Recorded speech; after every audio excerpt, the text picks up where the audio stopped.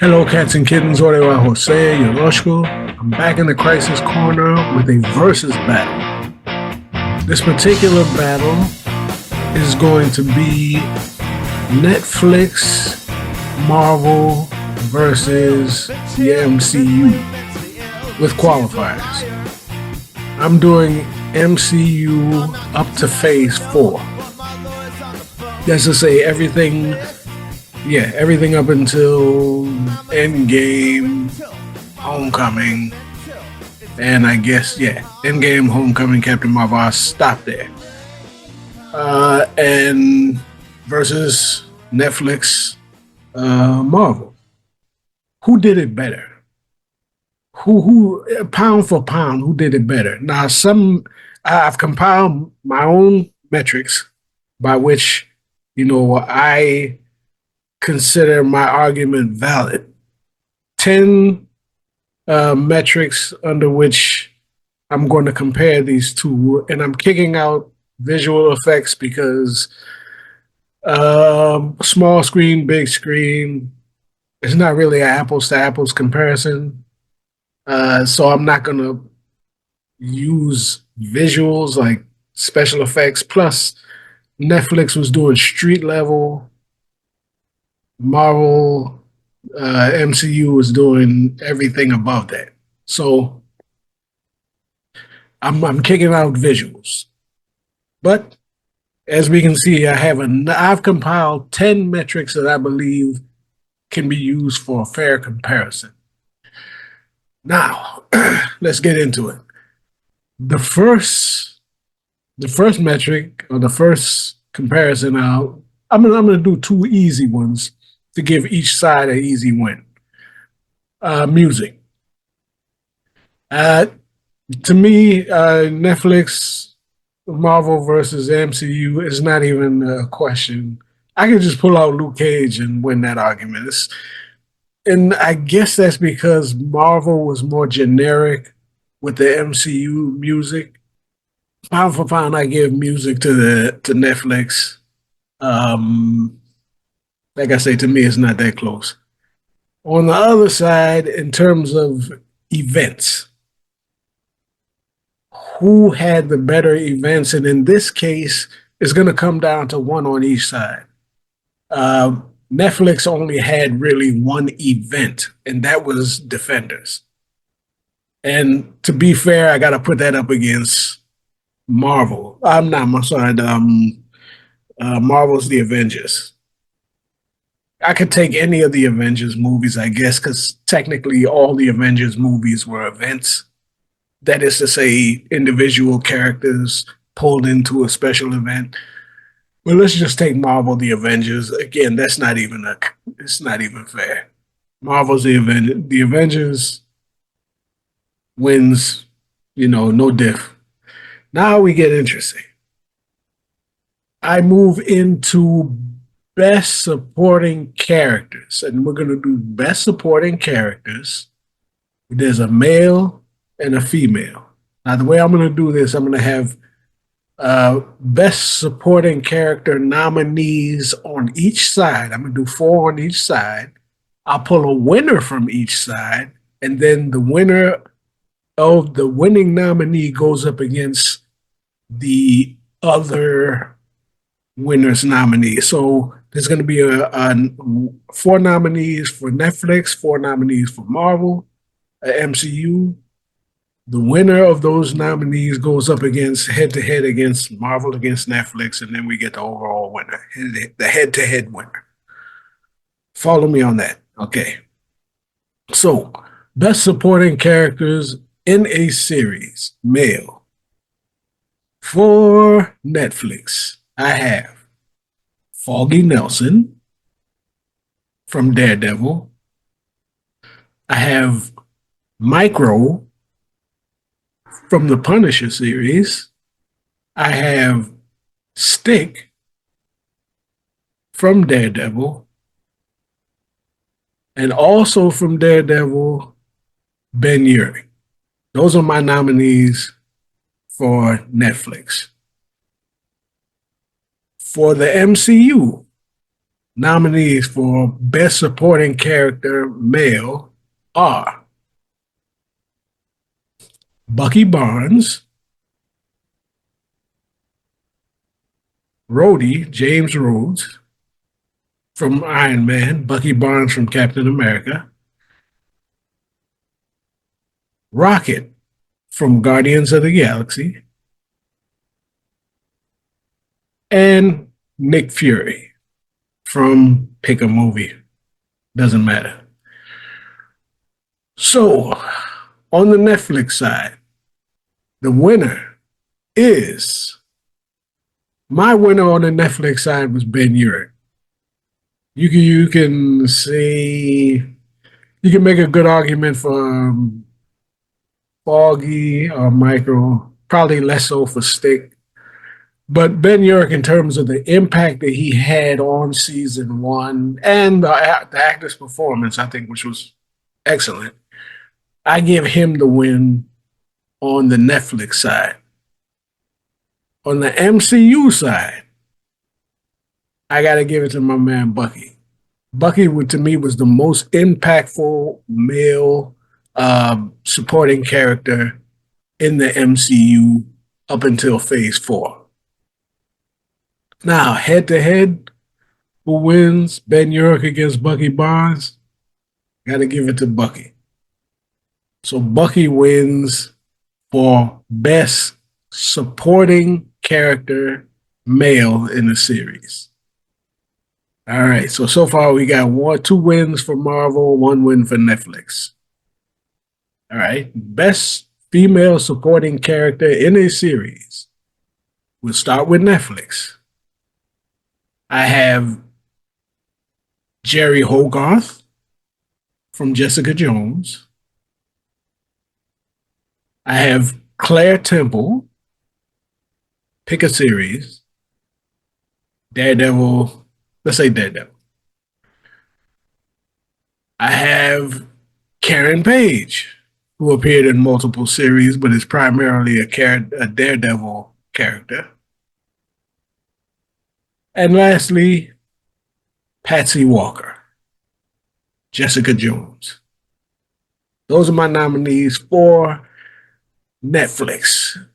Best Supporting Character Female from the MCU, I have Nebula, Guardians of the Galaxy, Jane Foster, Thor. I have Pepper Potts, Iron Man. And lastly, Peggy Carter, Captain America. So, the winner on the Netflix side of the bracket, I got to give that one to Karen Page. It's Karen Page, yeah. She put in the most work. She had to do a lot of heavy lifting. She appeared in Daredevil. She appeared in everything, I believe, with the exception of no. She even appeared in Luke Cage. Yeah, she appeared in just about everything. Defenders, all that, and she did a lot of heavy lifting, and the actress did a great job. So props to Karen Page. On the MCU side of the bracket, I'm giving it to Peggy Carter.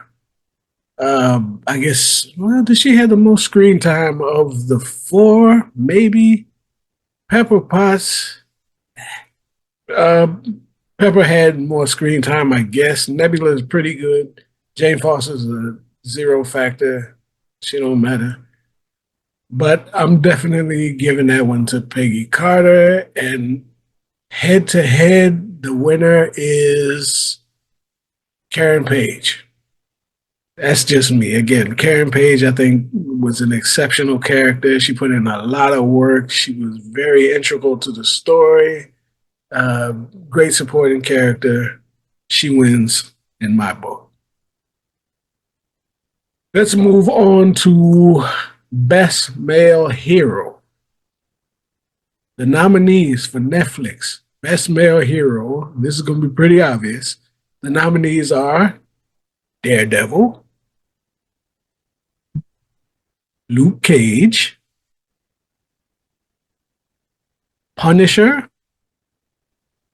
surprise, surprise, Iron Fist.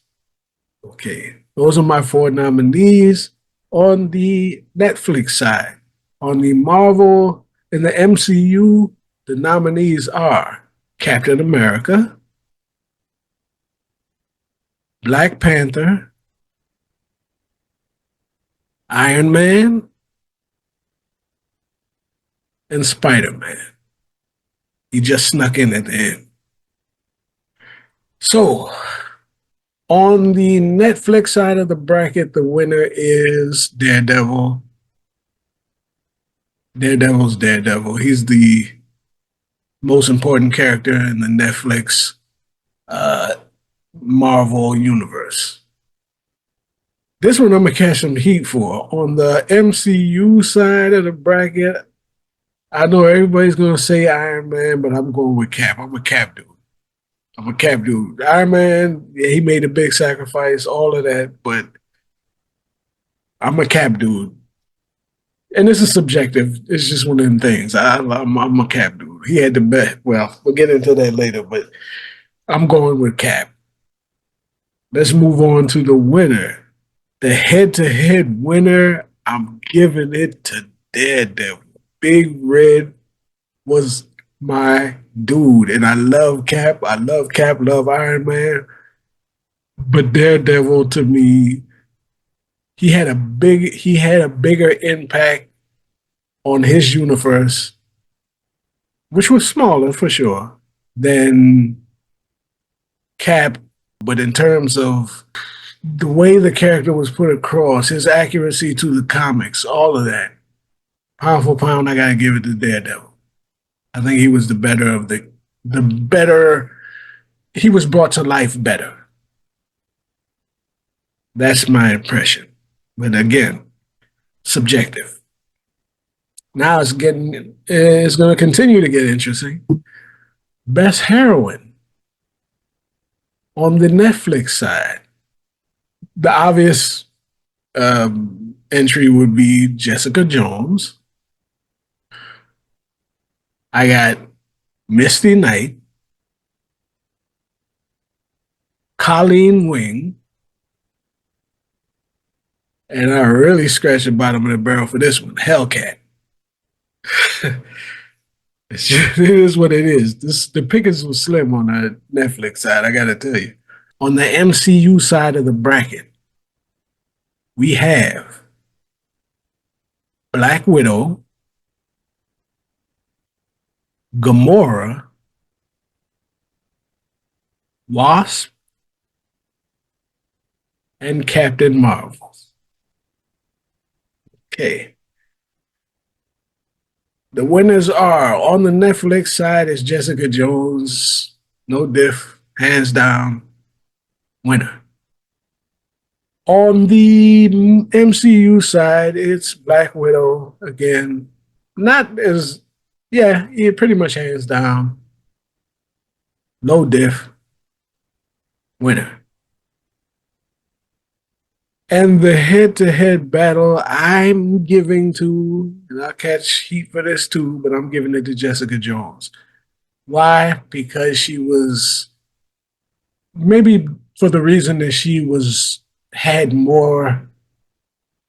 given more room to breathe. She had her own series.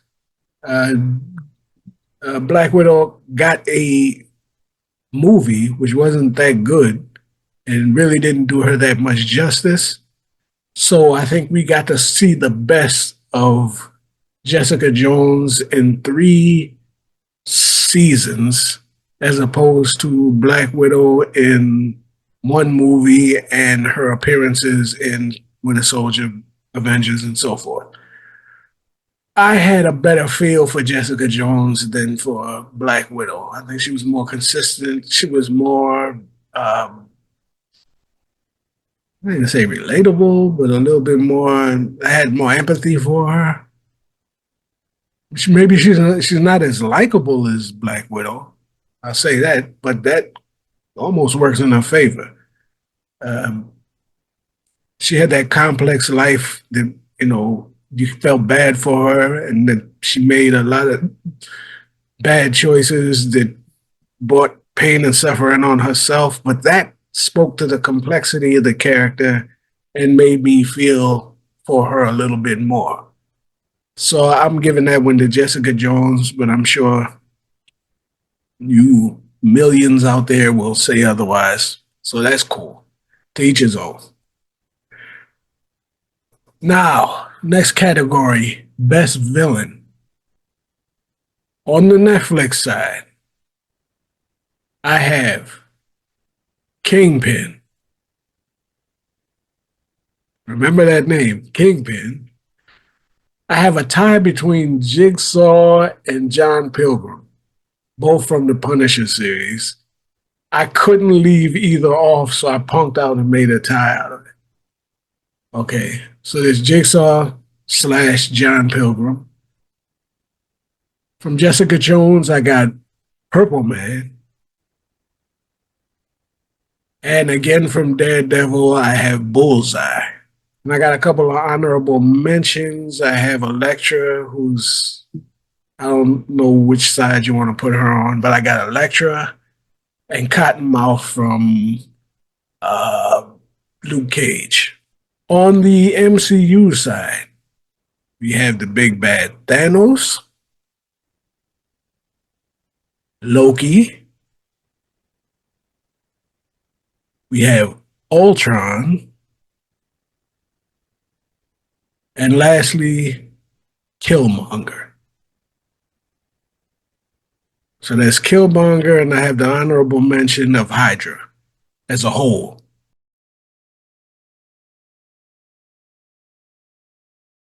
And the winner, the head-to-head winner is, and I'm catching heat for this, but it's the Kingpin. The Kingpin was the most terrifying villain in either universe. And yes, it is.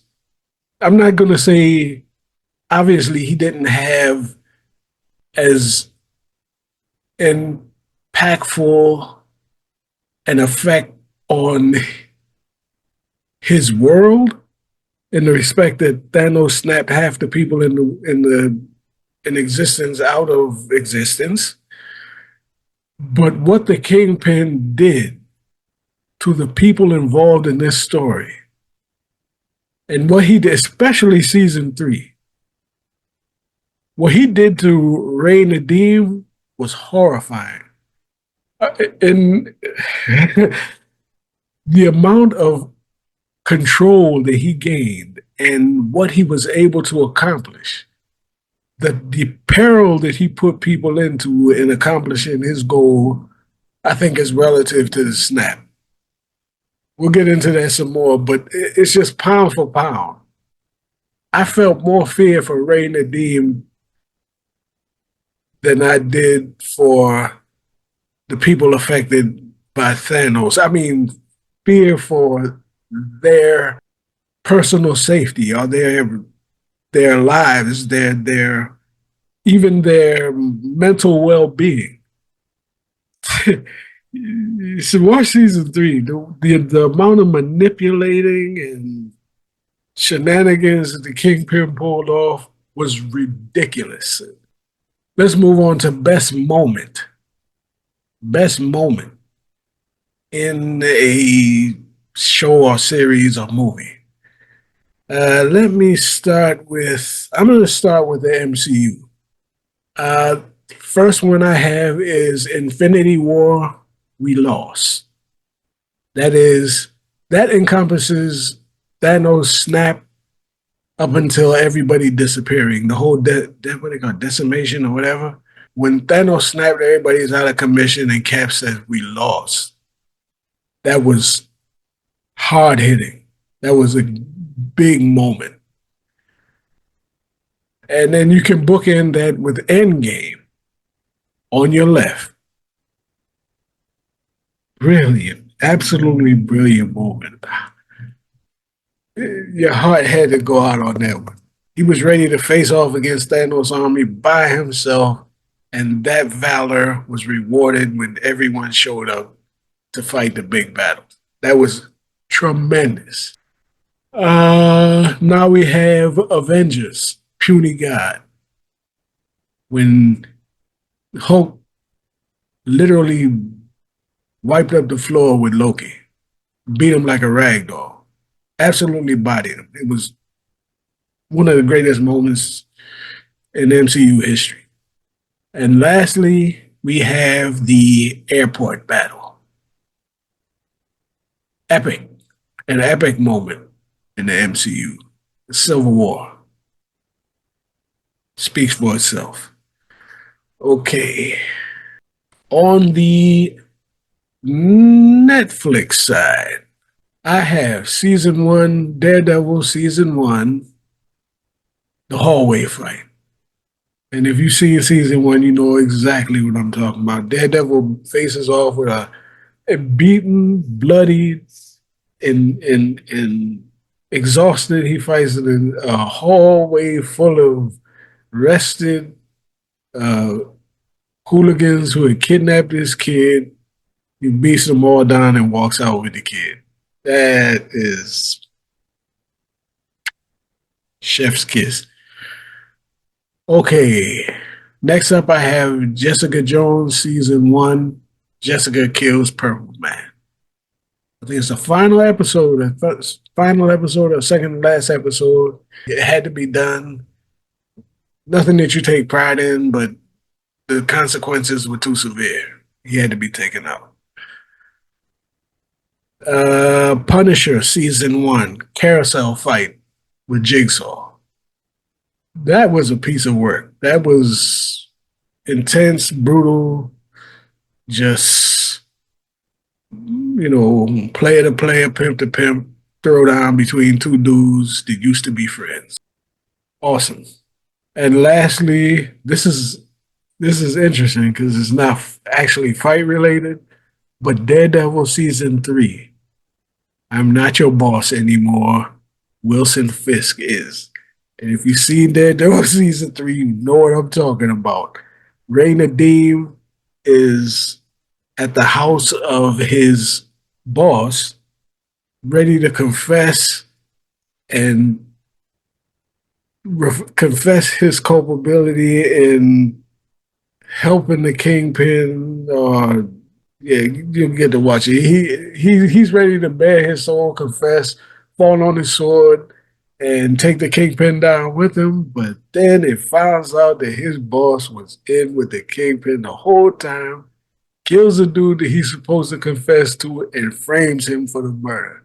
And we find out that Kingpin had the FBI in his pocket the whole time.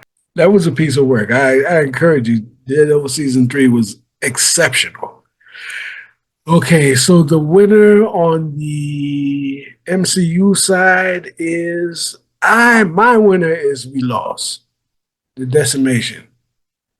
To me, that hits harder to me than On Your Left because at that point, it's a toss up. You can see it either way, but it hit me harder. And just the whole thing, the silence, everybody turning to ash, and all the heroes just being gobsmacked. They don't know what to do. That was nice. And on the Netflix side, so the hallway fight wins on the Netflix side. I want to go with that. I'm not your boss anymore. The Kingpin is, but in all honesty, I got to give it to the hallway fight.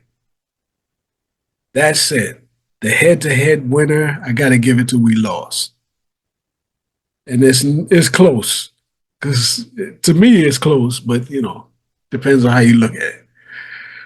All right, let's move this forward. I'm interested. Please put in your comments. Please let me know what you think.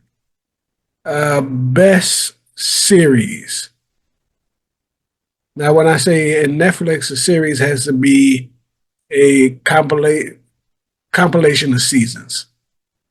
Whereas, it's a compilation of seasons versus trilogies or compilations of movies. Pound for pound, who was better? On the Netflix side, you got Daredevil, Jessica Jones, Luke Cage, Iron Fist, and The Punisher. Those are the nominees. The nominees on the MCU side: Captain America, Thor, Iron Man, Guardians of the Galaxy, Spider-Man, and the Avengers. On the Netflix side, the winner is Daredevil. Uh, Jessica Jones, Luke Cage, excellent series. Punisher, fantastic series. So I'm taking Daredevil on the Netflix side. On the winner on the Marvel side is Captain America. Thor wasn't good enough, turned into trash at the end. Iron Man, great first movie. The other two, not so much. Not to say Iron Man 2 was bad, but Iron Man 3 was um so then you have Guardians of the Galaxy, which was close to Cap, and that's only taking 1 and 2 into account because 3 was in phase 5, I think. So just 1 and 2, excellent, excellent work, but not enough to edge out Cap. Spider-Man was only one. I think they only got one off in phase 4. So I guess I'd have to throw Spider-Man off the list because they only got one off in the first phase, in the first 4 phases. So, but I'm giving it to Captain America. I think it was consistently the best series in the MCU. Head to head winner. I'm looking at what I put down. It's Daredevil. So, and I'm going to get crapped on for that too because Cap was great. But Daredevil 1 and 3 puts it over the top, comparing it with Cap 2 and 3. One was good. Captain America: First Avenger was good, was very good. Um, 2 and 3, they are what they are. Daredevil season 1, I think, was extraordinary, and season 3 was off the chain, magnificent. And again, that's just me. Again, personal, subjective. And I'm sure everybody's going to side with Iron Man or Captain America, and I'm fine with that. Which brings us to the final metric, which would be best single film or season. So the best single film in a series or the best season in a trilogy of seasons.